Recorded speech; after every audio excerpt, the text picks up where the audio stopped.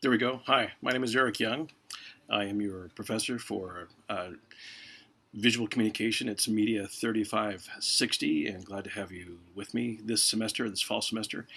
Um, 15 weeks of study of all things visual communication. We're going to get into theory and then make some application of that theory later on with a kind of a portfolio assignment that way. I'm going to shake things up a little bit though, do this a little bit differently than what I've done before, and I'll get to that here in a few minutes. But for the sake of time, let me just get into a little bit of an orientation of the syllabus and how I do things. If you haven't taken an online class from me before, hopefully this will be helpful to you to go through and see how things are done. So I'm going to start with the syllabus here, and here is where you're going to find our program learning outcomes for the bachelor's degree, and you go on down to the actual learning objectives for you for the class that match back to the program learning objectives there.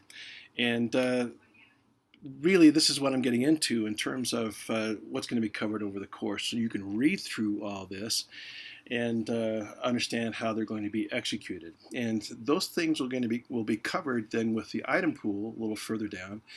I've developed different activities and things here for you to engage in that will reach these outcomes that we're getting into. For example, the visceral response. What is it that strikes a chord within us that makes us think that something has some beauty to it, or some kind of visceral feeling that we have when we see something? And certainly, there's a lot of psychology involved in that, and there's color and texture and all that vocabulary and grammar of visual design, and there are Gestalt principles. But initially, it's asking you really what makes you feel what you see. Can we feel beauty? So if you click on that, okay, I'm going to go on out. If you click on the actual link there that's within the syllabus, it'll take you out to the rubric for this activity, okay? And then you can see how I'm going to grade you for that activity. And it's pretty straightforward, really. And I say that in a way with a little bit of incredulity, because it's been my experience, even just last semester, that y'all don't read the rubrics. Read the rubrics, read everything that's on this. And I realize that maybe what's wrong with America right now is the fact that nobody's reading anymore. But if you want to be successful with this class, you need to read the syllabus, you need to read the assignments, you need to read the discussions, you need to respond to those discussions.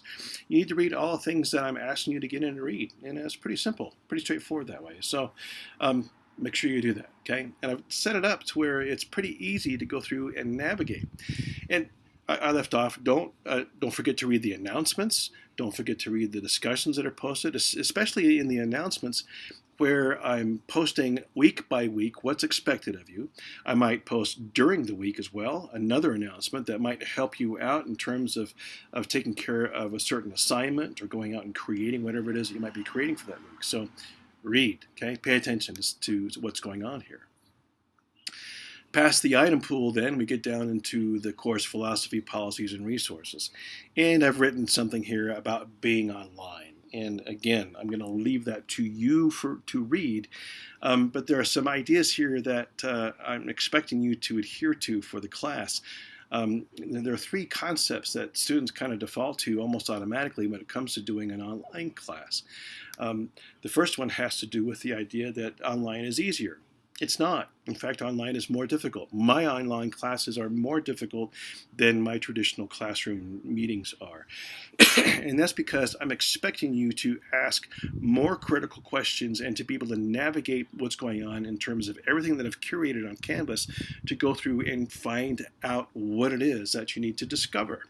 And how that discovery leads you to more critical thinking in putting together different aspects to create that type of visceral response within people that you're trying to affect with a message, by developing communication objectives and analyzing your audience and then pulling that together to put that out there. So the second thing is that you can take shortcuts in online courses, that you can just click on the assignment. You don't really have to go through the content, and that's a bunch of crap. You do that, and you're going to set yourself up to fail. I promise you. I watched a third of my previous class do that very thing. So I'll try to keep this entertaining. I'll try to keep it engaging. I'll try to keep it short as well. All the modules that are set up with all the videos that I've cut for this have been done so to go through and introduce new information, teach you how to engage that and get that to stick somewhere so you can go through and make those applications, not just when it comes time to do the assignments, okay, but later on when you're involved in your career and somebody asks you to go through and do an analysis of why their logo isn't very effective, you have the ability to go through and say, well, based on the grammar of visual design, here's the reason why it's failing, or because you have certain Gestalt things that aren't working together here. Believe it or not, like all my other classes, I'm asking you to go through and take this stuff and apply it in real life later on, okay? You'll thank me later, I promise. I get emails to this, well, not to this day, but I get emails from people who come through and say, remember that stuff you taught us in Visual Comm? Yeah, well, you know what? Today I just made that application for a new website that I've been asked to do for my boss's business or whatever. Anyway, I'll get off my box, okay? Let's see, the third thing, no shortcuts. I guess the third thing was make sure you read everything here, okay? When you write, that's what it was. Make sure you write. Write like you are attending a university. There's a new concept for you. Don't write like a text. Don't write like I'm your mom. Don't write scholarly. If you make a claim, you need to back up the claim. You need to I'm not going to ask you to do a bibliography and that kind of stuff, but I am expecting you to, if you're going to do some research, to throw a link into the claims that you're making within the post that you're going to be putting up on Canvas. All work, by the way, is submitted through Canvas, okay? Each of these assignments is set up for you to receive or to submit the type of file that the assignment is asking you to do. And for the most part, it could be a media file. It could be, and there's some trouble there with some people posting photographs and video, that kind of thing. It's pretty straightforward, really. If you have some questions, I'll go through and help you out that way. But my point is that the submission thread is set up for you to post whatever you need to post in order to meet the requirements for that assignment there. All right. I can go on and on here as far as the syllabus is concerned. I'm going to expect you to read it. I might throw out a little bit of a quiz to see how you do in reading that. I can't believe I'm even doing that, but for some reason that's the only way that folks seem to be motivated to go through and read anything, is if there's some kind of point carrot attached to it. Can you tell I'm a little bitter here?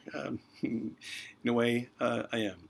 Here's how the cycle is going to work, and I've written that down here within this big long diatribe here, is that on the beginning of each week, which is going to typically be Tuesday, I'm expecting this to go Tuesday, Wednesday, Thursday, okay? You can start Monday, whatever you do, but at the beginning of the week, you come to Canvas and you go to the announcements, and under the announcements, one announcement will pop up and we'll say week 1. Okay, and then week 2 and so on. These are left over from last semester. I'm going to go through and clear them out. But I left them up here so you could see how they work.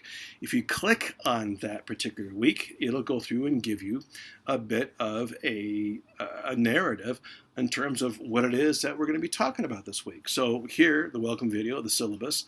Here's a clip on getting back to basics comm theory. And then, so all of these have a hot link to them. And if you can't find them there, you can always go into the modules and see everything that's going to be covered for that week. In fact, this one's even open now, so you can see everything we're going to be talking about within this, all right?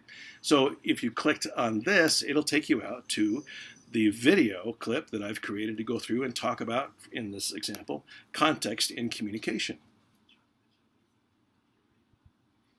The spinning circle of reducing death is going on. Let's see if this will go. Do I have internet connection? Well, you get the idea. Understand what it is that I'm saying here. All right? Okay.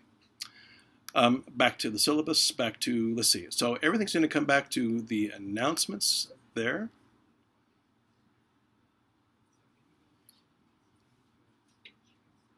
There we go. Click on the announcement. Each one will be posted as we go. Okay, week 1 will be the first one that'll come up. That'll pop up probably tomorrow on this. Let's see.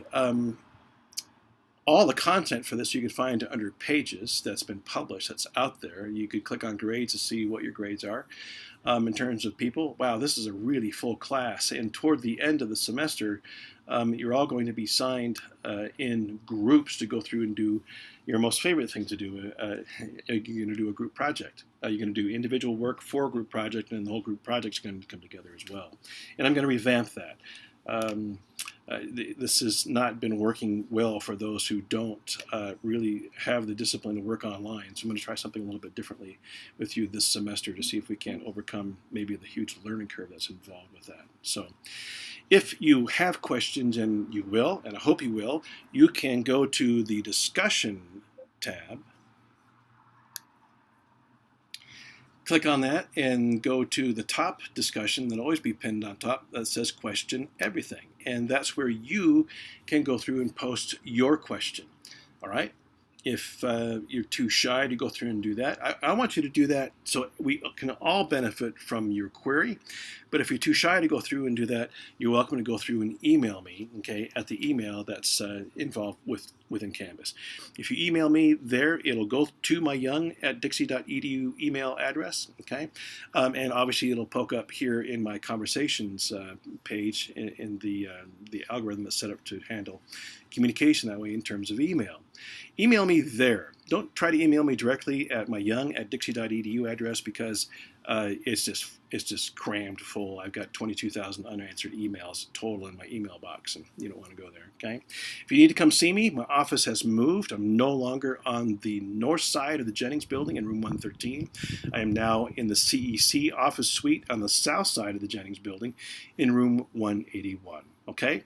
All right, well, I'm looking forward to having a good semester with you. I hope you are too, and we'll see you online, okay? Ciao.